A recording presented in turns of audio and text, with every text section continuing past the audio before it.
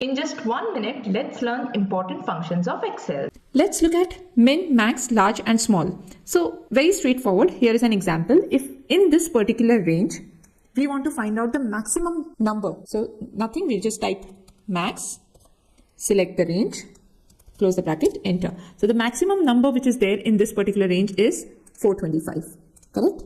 So that is what is reflecting here. Minimum number, again, same, is equal to min.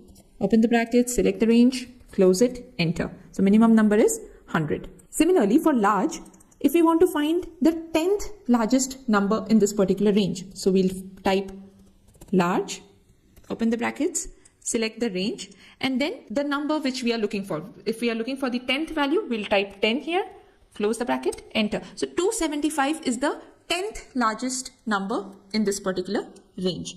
Similarly, if we want to find the 10th smallest number, is equal to small, select the range, comma, 10, close the bracket. So 300 is the 10th smallest number in this particular range.